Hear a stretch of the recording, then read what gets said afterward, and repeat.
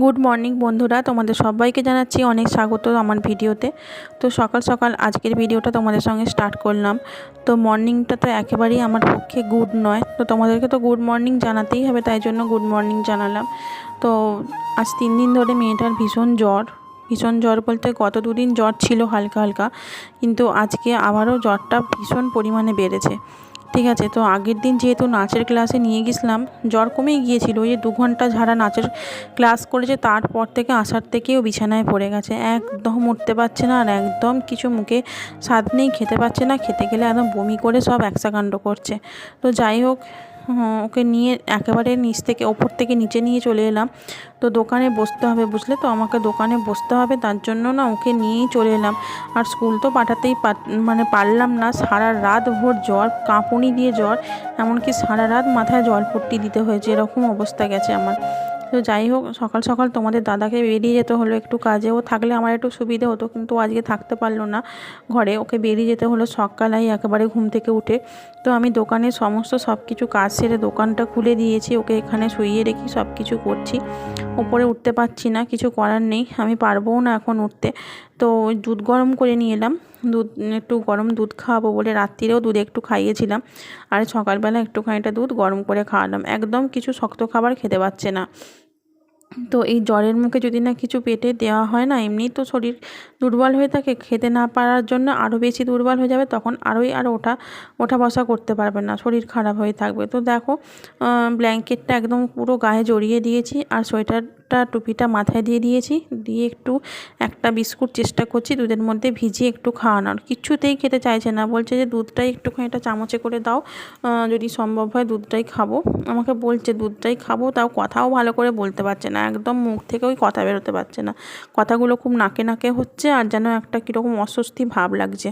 তো যাই হোক, প্যারাসিটামল খাওয়াচ্ছি 4 ঘন্টা ছাড়া ছাড়া, এখনও কিছু ডাক্তার আমি দেখাইনি, কারণ ডাক্তারবাবুর পরামর্শতেই প্যারাসিটামলটা খাওয়াচ্ছি, যদি না কমে তখন অ্যান্টিবায়োটিক ডাক্তারবাবু বললে স্টার্ট করব। ঠিক আছে, তো এইরকম মনে করেই চলছি আর কি।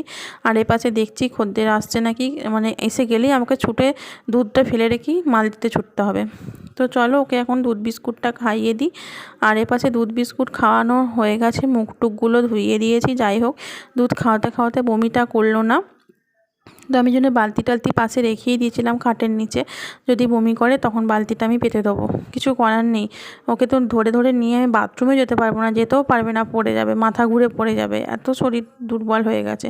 তো এই যে ওষুধটা খাওয়াচ্ছি, ক্যালপল সিরাপ খাওয়াচ্ছি, জ্বরের সিরাপ। তো দেখো, ও তো কিছুতেই সিরাপটা খেতে চায় না, নাক মুখ টিপে বন্ধ করে মনে অনেক সাহস শক্তি সঞ্চয় করে তবেই ওষুধটা খেতে চায়, একদম ওষুধ খেতে চায় না।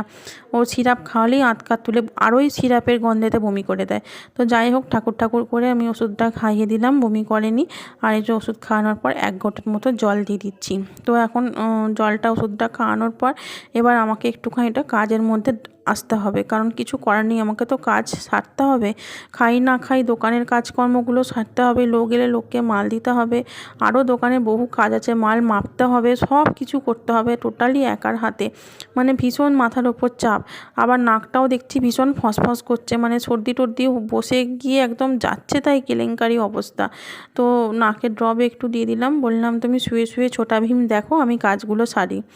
তো এপাশে মাছওয়ালা বাড়ির সামনে এসে ডাকছে, ভাইজি ভাইজি করে ডাকছে, বলছে যে ভালো মাছ এনেছি নিয়ে যা। আমি বলি কী মাছ এনেছো আজকে? তো মাছ দেখেই তো আমার মাথায় হাত, আমি এই মাছ আমি নেবো না। বলছে খুব ভালো মাছ, কাতলা মাছ, একটা বড় কাতলা মাছের কেটেছি, আর লেজের দিকে বেশ খানিকটা আছে, একটা চাকা মতন আছে, এটা তুই নিয়ে নে। আমি বলছি মাথা খারাপ তোমার, এই মাছটা দেখেই আমার পছন্দ হয়নি, তো পুকুরে জ্যান্ত কাতলা যদি থাকতো তাহলে নিতাম, এটা বরফের মাছ, আমি নেবো না। বলছে না রে ভাইজি, খুব ভালো মাছ, তুই নে, আমি তোকে বলছি। বলে আমিও রেখেছি, দেখ এটা বাড়ি নিয়ে যাবো বলে, আর তুই এটা নিয়ে নে, আমাকে বললো, বলে তোর জন্য এটা রেখেছি, তুই এটা নিয়ে নে। আর কয়েক টুকরো বাটা মাছ আছে, তার মধ্যে থেকে অর্ধেকগুলো বাটা মাছ আমি দিতে বললাম আমার জন্যে। তো তখন প্রথমে বলিনি কাতলা মাছটা দিতে, তো প্রথমে বাটা মাছটা কাটছিল, তারপরে আমার এক জেঠু এসে বললো যে হ্যাঁ মাছটা ভালো, নিতে পারিস, কোনো অসুবিধে নেই বলতে, তারপরে ওই চাকা মাছটা আমি আবার নিলাম। তো কাকু সমস্ত মাছ কেটে বেছে গুছিয়ে একবারে দিল, আমি ধুয়ে ফ্রিজে রেখে দিয়েছি। তো বন্ধুরা, আজকে মনে হয় নিচের ঘরে বসে বসেই সময় কাটবে, কারণ ওপরে তখন উঠতে পারবোই না কোনো মতে। আর এই যে মেয়েকে এখন একটুখানি একটা আপেল ধুয়ে দিলাম। ও বললো অ্যাপেল, ও গোটাই বললো কামড়ে কামড়ে খাবে, তাই তো মাম্মা? এই ধারটা খুব ভালো, কামড়ে কামড়ে বাচ্চাকে। তুমি তো কামড়ে খাও। এখন কেমন লাগছে সোনামা তোমার? এখন শরীরটা একটু সুস্থ লাগছে? বাবা তাহলে থার্মোমিটার এনে দিয়েছিল। বাবা কালকে থার্মোমিটার এনে দিয়েছিল জ্বরটা দেখবে বলে। আচ্ছা ঠিক আছে, তুমি চাপা দিয়ে বসে আস্তে আস্তে খাও, হ্যাঁ? আর টিভি চলছে ওখানে, টিভি দেখো, ঠিক আছে? তো বন্ধুরা রান্না বান্নার কি হবে আমি তো কিছু জানি না, তবে মাছ নিয়েছি, মাছওয়ালা কাকু এসেছিলো, কাকুর কাছ থেকে মাছ নিলাম 2 রকম। আর হ্যাঁ আর নিয়েছি তোমার হচ্ছে গিয়ে তোমাদের দাদা ও মাংস খাবে বায়না করেছিল, মাংস দিয়ে ভাত খাবে বলেছিল। কালকে থেকে সেরকম শক্ত খাবার কিছুই খেতে পারেনি, শুধু রুটি খেতে গেলেও বমি করলো। আবার তোমার দুপুরবেলা ভাত খাওয়া থেকেও অনেকটা মানে একটা খাওয়াতে যাওয়ার সময় একটা আটকার ভাব আছে, সেরকম একটা কেমন করছিল। আমি বলেছি বাজারে পেয়ারা আনতে আর সেই মশলা আনতে। পেয়ারাটা এখনো বসে নেই বাজারে, বললো তো বেলায় বসলাম। পেয়ারা মাখা করে দেবে, পেয়ারা মাখা। আচ্ছা সেটা কালকে হবে, আজকে নয়। তো যাই হোক, আর কি বলতে গেলাম, হ্যাঁ ও মাংস খাবে বায়না করেছিল, সকালবেলা বলেছিল ওকে ওর বাবা জিজ্ঞেস করেছিল যে কী দিয়ে ভাত খাবি, ও বলেছে যে মাংস দিয়ে ভাত খাবো, তাই জন্য একটু মাংস এনে দিয়েছে। তো মাছ মাংস সমস্ত সব কিছু ধুয়ে আমি ফ্রিজে এক্ষুনি ভরে রাখলাম।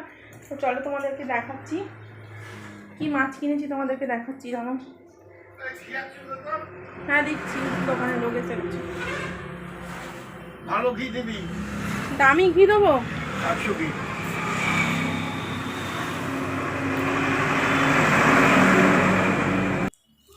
চলো মাছটা দেখাই তোমাদেরকে। তো মাছটা শুধু ধুয়েই এমনি রেখে দিয়েছি, দাঁড়ানো না মাছটা দেখিয়ে দিই বন্ধুদেরকে। তো বন্ধুরা দেখো এখানে রয়েছে 2 রকম মাছ, একটা হচ্ছে গিয়ে বাটা মাছ আর তলায় একেবারে মিশে গেছে এই যে কাতলা মাছ, দেখতে পাচ্ছ? দেখা যাচ্ছে মনে হয়, এই যে পিসটা দেখা যাচ্ছে। তো এটা হচ্ছে যে কাতলা মাছ, ঠিক আছে? বাটা মাছ কয়েক টুকরো নিয়েছি আর কয়েক টুকরো রয়েছে কাতলা মাছ।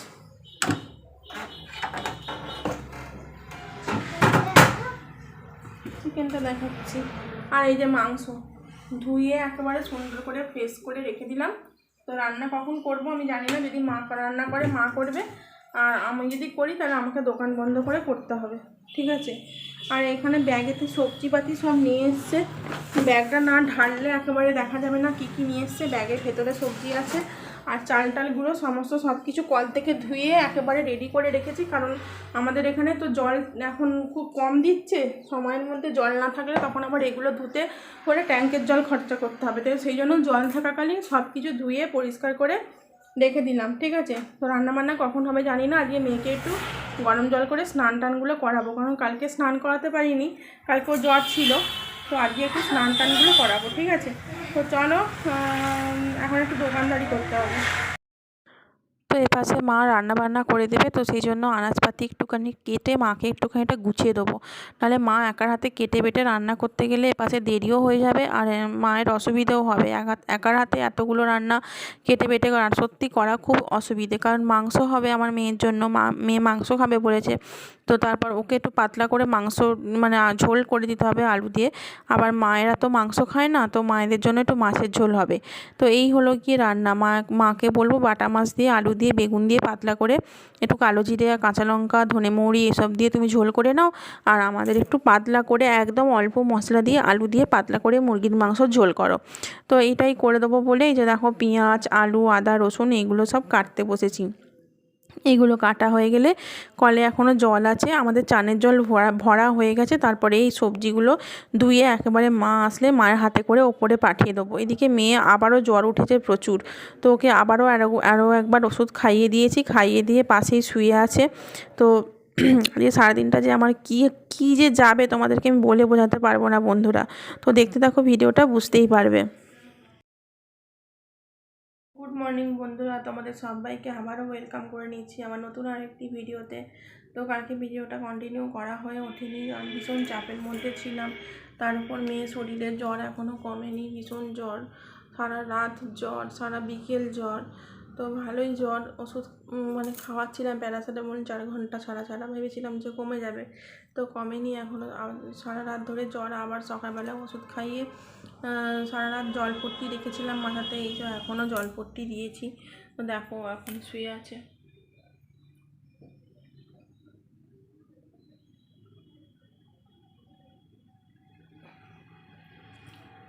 দেখেছো মুখ চোখের অবস্থা কতটা ছোট্ট হয়ে গেছে মুখ চোখ, আজ জলপট্টি দিয়ে রাখছি। তো ডাক্তারবাবুকে ফোন করব একটু বাদে, 8টার পর নাহলে তো ফোন করা যাবে না। তো ডাক্তারবাবুকে ফোন করব একটু বাদে বাড়িতে এসে দেখে যাওয়ার জন্য, আর অ্যান্টিবায়োটিক যদি কিছু দেয় তো অ্যান্টিবায়োটিক ওষুধটা যদি খাওয়ালে শরীরটা জ্বরটা যায়। দেখি চেষ্টা করি কী করি না করি, ভালো লাগছে না যেন। 2 দিন ধরে, আজকে 3 দিন ধরে, আজকে 3 দিন ধরে কেন, হ্যাঁ 3 দিন ধরেই তো জ্বর হয়েছে। 3 দিন ধরে জ্বর হয়েছে যেন আমি যেন নাকা জামকা খেয়ে যাচ্ছি। একে দোকানের কাজে ব্যস্ত থাকতে হয় নিজেকে, তারপর মেয়ের যদি শরীর খারাপ করে কোনো কাজেই মন লাগে না। যাই হোক, বড় মেয়ে স্কুল চলে গেল, ওদের তো পরীক্ষা হচ্ছে, ও স্কুল চলে গেল। আর এখন আমি নিয়ে এখন একে ওপরে নিয়ে বসে আছি। তো বেশি ওপরেই থাকবো, এখন নিচে যাবো একটু পরে। তো তোমাদের দাদা এখনও বেরোয়নি, সকালবেলা আছে। আমি যে চা করে নিয়ে চা খাচ্ছি, আর ওকে একটা বিস্কুট দিয়ে একটুখানিটা 1 ঘন্টার মতো জল খাওয়ালাম।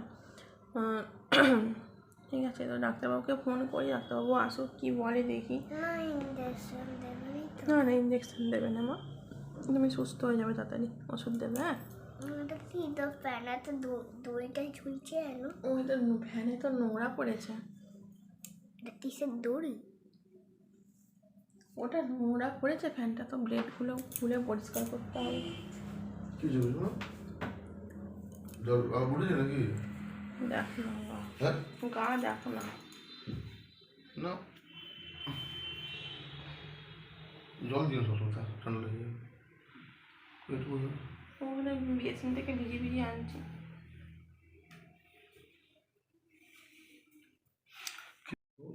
কি চলো ওরে বাবা, তোমার এই দাড়ি কাটবো না, দাঁড়িয়ে কাটবো, আবার এখানটায় বাঁচিয়ে রাখো, এইগুলো সত্যি আবার এখানটা রাখবো। হ্যাঁ এখানটায় তুমি রাখবে না, শাক তুলে থাকবে। তুমি চুপচাপ শুয়ে যাবে, এখন চুপচাপ শুয়ে যাবে। হ্যাঁ ঠিক আছে, একদম অনেক দুষ্টুমি করেছে, তার জন্য তোমার জ্বর হয়ে গেছে। আমি দুষ্টুমি করি না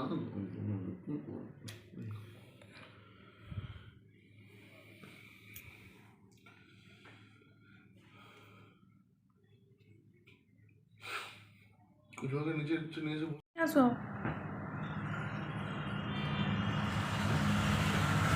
বসো। কোথায় যাবে মা? ডাক্তারখানা। ডাক্তারখানা যাবে? ডাক্তারবাবুকে বলতে পারবে তো তোমার কী কী হয়েছে? আমার খুব ঠান্ডা লেগেছে বলবে, কাশি হচ্ছে, জ্বর হয়েছে, কাঁপুনি দিয়ে, সব বলবে তো? বলতে পারবে? যা যা জিজ্ঞেস করবে সব বলবে। হ্যাঁ ঠিক আছে। আর তুমি ব্রেকফাস্টে কী খেয়েছো? ডিম সেদ্ধ খাচ্ছ? আর কী খেয়েছো? আধখানা বাউলি খেয়েছো? তো বন্ধুরা দেখো, এখানে এই যে ডিমটা নিয়েছি, ও খেতে পাচ্ছে না একটুও। এই যে ডিম সেদ্ধ নিয়েছি, ও খেতে পাচ্ছে না একটু, তো ও খাওয়াবার চেষ্টা করছি জোর করে করে। তোর বাবা ওকে ডাক্তারখানা নিয়ে যাবে, ডাক্তারবাবুকে ফোন করা হয়েছিল, ডাক্তারবাবু যেতে বলেছে 10টার সময় করে। তো এখন যাবে, আর আমি এর পাশেও তোমাদের দাদাকে টিফিন দিলাম, তো মুড়ি খেলো। সবজি অনেক অনেক রকম সবজি ছিল ঘরে, সব সবজি ভেজে দিয়েছি, আর ডিম একটা সেদ্ধ করে দিয়েছি, ও মুড়ি খাচ্ছে। আর আমি এর পাশে একটু চাউমিন করেছিলাম, চাউমিনটা অনেক দিন ধরে পড়েছিল। এই যে চাউমিনটা অনেক দিন ধরে পড়েছিল, চাউমিনটা করার জন্য খাওয়া হয়নি। ঠিক আছে, তো আজকে চাউমিনটা করলাম, তোমাদের দাদাকে বললাম তুমি একটু খাও, বলছে না আমি চাউমিন খাবো না, আমি মুড়ি খাবো। তো ওকে দিলাম, মেয়ে একদম কিচ্ছু খেতে চাইছে না। ওকে চাউমিনটা মুখের সামনে এনে দিলাম, তাও বলছে না খাবো না। তো দেখা যাক, ওকে ডাক্তারখানায় নিয়ে যাক, এখন ওষুধ আপাতত কী কী দেয় দেখি, তারপরে তার কথা। মেয়েকে নিয়ে আমি সামলাচ্ছি এদিকে, আর মা করছে আমার সংসারে রান্নাবান্না। মা কদিন ধরে কন্টিনিউয়াসলি রান্নাবান্নাগুলো করে দিচ্ছে বলে সময় দুটো খেতে পাচ্ছি, নাহলে হয়তো খেতেও পেতাম না, এরকমই অবস্থা আমার হয়ে গেছে এখন। তো দেখো আমার বাড়িতে আজকে চাঁদের হাট বসেছে, তো সবাই মিলে একসঙ্গে রান্নাবান্না করে খাওয়া দাওয়া হচ্ছে। এদিকে মেয়েকেও তোমাদের দাদা খাওয়াচ্ছে, ও একদমই খেতে পারছে না, তবু চেষ্টা করছে একটু একটু করে খাওয়ানোর। তো আমি একটু ফলের রস, একটুখানিটা ফল কেটে দিচ্ছি, 2-1 টুকরো করে করে খাচ্ছে। এরকমভাবে মানে খেয়েই 2-3 দিন ধরে আছে ও। তো যাই হোক, এখন যতটা পারবে ও যদি মনে হয় খাবে, আর যদি না মনে হয় পরে আবার যাই হোক কিছু খাইয়ে দেবো। আর এদিকে মা রান্না করেছে দেখো খিচুড়ি, বেগুন ভাজা, আলু ভাজা আর আমাদের জন্য ডিম ভাজা। তো এই হলো আজকে দুপুরের লাঞ্চের মেনু। তো বন্ধুরা, ভিডিওটা এখানেই শেষ করবো, আর বাড়াবো না। দেখা হচ্ছে আগামীকাল নতুন আরও একটি ভিডিওতে। ততক্ষণ তোমরা সকলে খুব ভালো থেকো, সুস্থ থেকো। টাটা সবাইকে।